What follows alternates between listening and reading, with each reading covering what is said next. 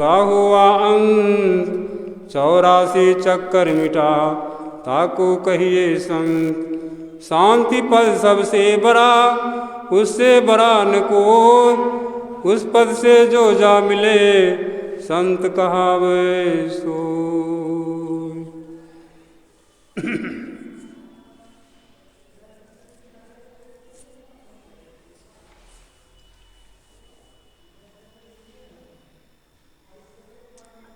सतगुरु की महिमा अनंत अनंत किया उपकार, नेत्र अनंत उघारिया, अनंत दिखा वनहार। नेत्र अनंत उघारिया, अनंत दिखा वनहार।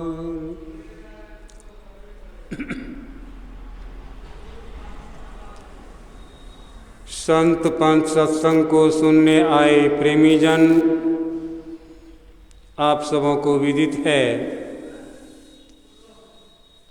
हर वर्ष के भांति इस बार भी थोड़ा विलंब से हुआ, नहीं तो 1 महीना पहले हो जाना चाहिए था। यह सत्संग साल में एक बार जिलाधिवेशन के नाम पर होता है।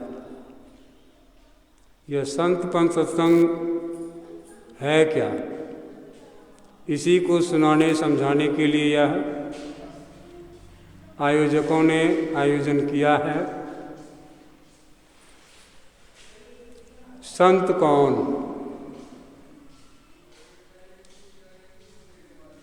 संत कोई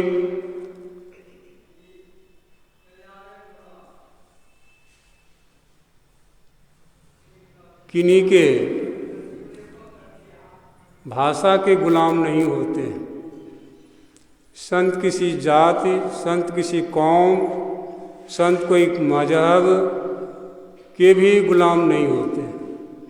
संत ही जो होते हैं वो सर्वोपरि होते हैं।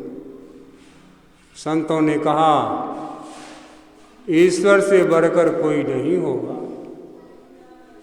लेकिन ईश्वर से भी बढ़कर के संत होते हैं। गोस्वामी जी रामचरितमानस में लिखते हैं, राम ते अधिक राम कर दासा। राम से विशेष राम को जनाने वाले होते हैं। प्राय लोग कहते हैं भगवान राम का उपदेश हुआ, लक्ष्मण जी का उपदेश हुआ, अमुक का उपदेश हुआ, लेकिन यदि तुलसीदास पुस्तक के रचयिता ना होते तो उपदेश राम कैसे कर देते? उपदेशक तो संत गोस्वामी तुलसीदास जी महाराज हुए। उन्होंने पात्र को रखा और उस पात्र के द्वारा कहवाया, लेकिन कहा खुद है। वे खुद कहते हैं, संत किसी से के द्वारा नहीं कहवाते, वे खुद अपना अनुभव कहते। एक अंग्रेजी के विद्वान कवि,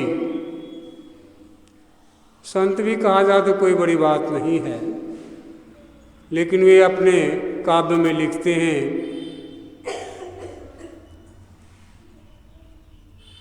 और अपना परिचय देते हुए, आई एम ब्लैक, मैं काला हूँ। आगे लिखते हैं, but my notes all black, परंतु मेरा दिल काला नहीं है। फिर आगे कहते हैं, just life a garment which is oven with 2 types of threads, laughter and pleasure, Joy and sorrow. हमारा आपका जीवन क्या है? जिसको जी रहे हैं, यह जीवन क्या है? व्हाट? जीवन क्या है? इसको जो चिंतन करता है, इस पर जो सोचता है, इस पर जो विचारता है, और जब समझ में आता है, उस पर वह चलता है, बड़े आसानी से वो पार कर जाता है। Just like a garment. Garment अर्थात निश्चित पूर्वक हमारे को जीवन जीना है। Which is of hand, which two types, ये दो प्रकार के धागे से बुना गया है। हमारा आपका जीवन दो प्रकार के धागे से बुना गया है। जैसे शरीर पर वस्त्र पहनते हैं, ये जितने भी वस्त्र बने हैं, ये दो प्रकार के धागे से बुने गए हैं, ताना और भरनी।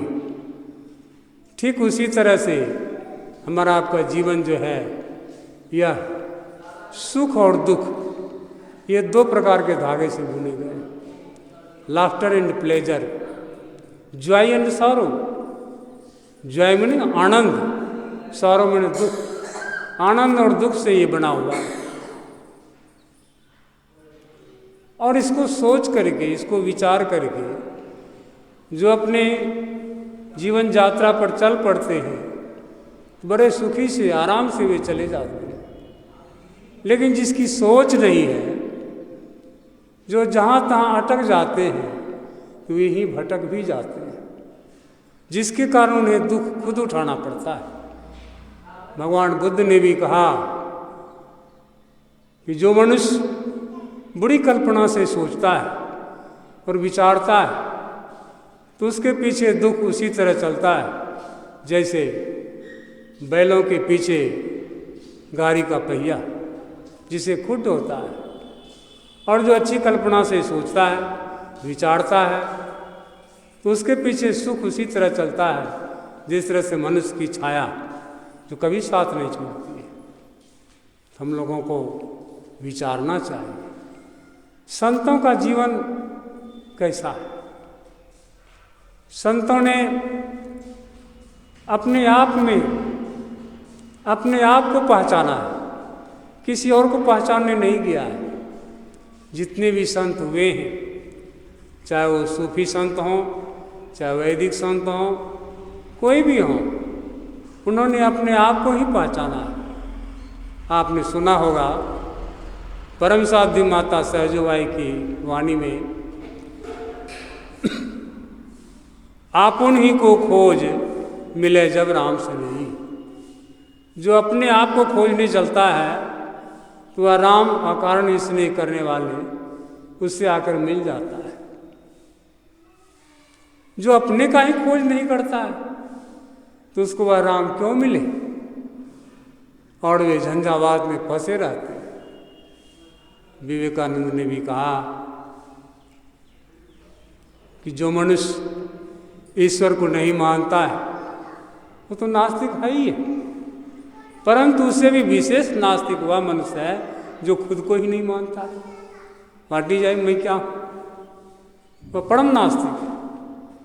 इसलिए हर एक मनुष्य को अपने आप पर थिंकिंग करना होगा, अपने आप पर सोचना होगा, अपने आप पर विचारना होगा कि मैं क्या हूँ। मैं क्या शरीर हूँ या शरीर में रहने वाला हूँ?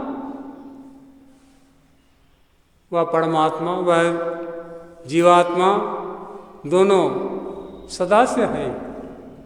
ईश्वर अंश, जीव अविनाशी, ये अविनाशी तत्व है। फिर इसका नाश हो जाता है। नाश किसका होता है? तो जड़ का होता है। जैसे ये शरीर है, ये जड़ है, लेकिन इसके अंदर में जो चेतन है, उसका नाश नहीं होता है, वह सदा से है ही है। यहीं पर पहले एक खाली स्थान था, बाबू साहब ने उस पर ये इमारत खड़ा कर दिया। इमारत भी है, लेकिन स्थान और अवकाश पहले का जो है वह वैसा ही है जैसा पहले था। अभी भी वैसा ही है, उसमें कोई परिवर्तन नहीं हुआ। लेकिन हाँ, जड़ वस्तु को ला करके सामने रखा है, इसमें परिवर्तन हो गया है। ठीक उसी तरह से शरीर के पहले आत्मा सबके साथ है, सर्वव्यापक है, लेकिन शरीर नया होता है। बच्चे का शरीर नया होता है, जवान होता है, अधेड़ होता है, बुढ़ापा होती है और अंतिम में नाश हो जाता है। ये बदलता है, ये जड़ चीज़ बदलता है, परंतु इसके अंदर जो ये अवकाश चेतन था, इसका कभी बदलाव नहीं हुआ।